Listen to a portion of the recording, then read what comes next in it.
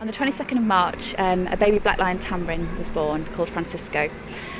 He's the first surviving baby in captivity born in 8 years outside of Brazil. He was born by caesarean by head of our vets, Francisco Javier Lopez, so that's why we called him Francisco.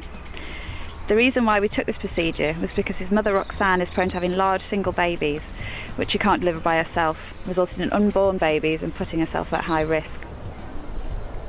Roxanne is one of the few female black lion tamarins that are breeding in captivity, so that's why we took the decision to let her carry on breeding. This decision was not taken lightly, however, and she was very closely monitored throughout the pregnancy. For instance, we trained her to work with ultrasound within her exhibit, so we could check up on her and her baby regularly. We weighed Roxanne daily for about 2 weeks when she was nearing her target weight, which we worked out from her past pregnancies. We got to know her behaviours quite a lot, and we noticed that on the day she was lethargic and really feeling the strain of pregnancy. So with everything showing the results we were looking for, we took her up to the vet centre, where our vet team took the decision to go ahead with the caesarean. We are hand rearing him because when he was born we tried to get him to suckle from his mother and he didn't appear strong enough to do this, and Roxanne had also just undergone extensive surgery, so we decided it was too risky to put him with his parents.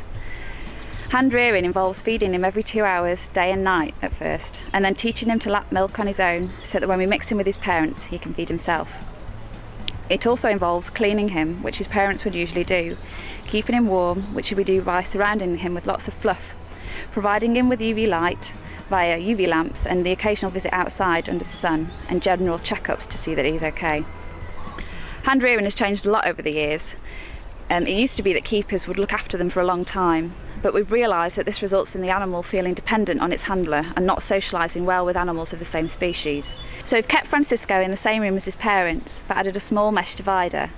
This way he can pick up on tamarin behaviours and communications, but he won't be at risk of being injured by his enthusiastic and inexperienced parents, and we can still have easy access to feed and look after him. So now we've got all these methods in place and know that they work really well. We hope to have more babies from Roxanne and Fluffy in the near future. So these are the fantastic black lion tamarins, and they're only found in some tiny forest remnants left in São Paulo state in Brazil. There's only 1,000 to 1,300 of them left in the wild, and the population in captivity is dwindling very fast. So the birth that we've recently had is fantastic news and offers a glimmer of hope for the species in captivity. It's critically important that we have this backup safety net population for the species, as the numbers in the wild are so critically low.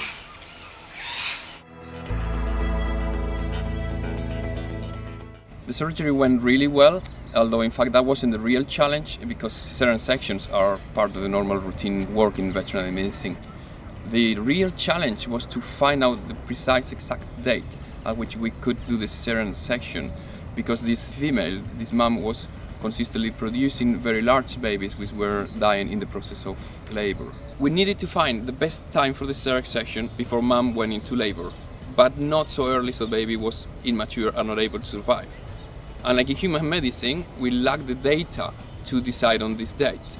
And so what we did was to try to work it out by ourselves by doing ultrasound exams of past stillborn babies from similar species to reach a target size at which we think the baby was mature enough to survive. With these targets in mind, we did ultrasound examinations in mom every 2 weeks until we reached the size that we thought that the risk of holding off the operation for a bit longer was higher than the risk of going in and the baby being premature. Then we took this little risk, and we were really happy to see that our research, hard decisions and our efforts had paid off by the delivery of a nice healthy baby.